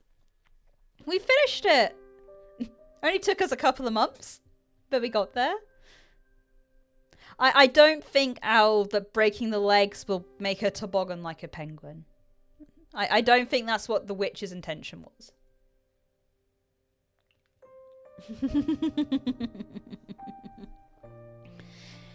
But indeed, yippee! We did it! I hope you guys enjoyed going back to more visual novel stuff. It's like, I've been wanting to finish this off, and I hope you guys had a lot of fun with my silly voice acting and disaster main character, who's actually such, like... Of course she would go and, like, make a witch bond from an occult book. She's like, she can't make food, she can't do anything. Yeah, I'm gonna, like, make a pact with a witch. Oh, Al, what did you think of it? I really enjoyed it. Like, you know, for like a little, like, free visual novel thing, it might have been like a couple of quid. It was fun. Like, you know, I like that each of the routes sort of, like, they had, like, similar themes, but, like, they were different enough. I liked the art. I liked all the cute girls. Always like the cute girls. I had fun. Sashi Potion is so good. Thank you. And I love you to visual novels. I'm definitely, now my voice is, like, getting better, I definitely want to do them more. Because, again, it's a lot easier on my hands. I should definitely take a look and find a new one to pick. Maybe I'll do another short one before I potentially do something crazy. Because like there is a horror visual novel I've wanted to play for a long time called it's like The House of Fata Morgana? It's in my Steam library. I'm taking a look. Where is it? The House in Fata Morgana. Yeah. But when I looked how long to beat... House of Fata Morgana. It's looking between like 30 to 35 hours. Which is a bit of a long one. But I've heard really good things about it. But it is also pretty long. So I'm gonna have a think. Maybe I'll do another short one. Oh lord. It is an oh lord, but I have like heard it is like one of like up there as like one of the best visual novels. And you know, sometimes visual novels can be like, isn't like Clannad something like 150 hours or something crazy like that? Like I know like Clannad and Fate at 2 hours, that's the next quarter of the year. That's a good point. Maybe I could do pre-recorded videos of it? Oh, but it's fun going through it with you guys. And I'll have a think. I'll have a think. Because I probably would do it. Like, maybe if, like, we did it... Tell you what, sorry. Let me move to, chat. Let's move to chat. In my lovely bedroom. Mwah, mwah. I could, like, maybe do it, like, alternating weeks. So, like, 1 week I do House of Fata Morgana, and then mix it up the other one. Ow, maybe do some weekend streams or another day as well. Potentially. I mean, I mainly do Wednesdays because it's the day someone tends to be free, but his rota keeps getting messed up. I could maybe do another day in a week. Like, Thursdays... I couldn't do Thursdays because I have things. I have, like... I need to talk to you out. There's something potentially happening next week I need to discuss with you. We could maybe do another day in the week. And maybe weekends? I'll have a think. I'll have a think. Because I definitely would like to do some of the longer stuff, but like I can't really do more than like 2-3 hours a session. I'm a not crazy streamer who can do like 10 hours or whatever. I am a doppelganger with a doppel job, so House of Fata Morgana. Ha ha ha. Ha ha ha ha ha. But yeah, I think I'm gonna leave it here, you guys. Thank you so much for accompanying me and finishing It Gets So Lonely here, and for going through the traumas of ripped skirts and terrible main characters. I hope you have a lovely rest of the day, a lovely rest of the evening, night, afternoon, morning, wherever you are in your time zones, and I hope you all have a lovely week. Take care, everyone. Goodbye.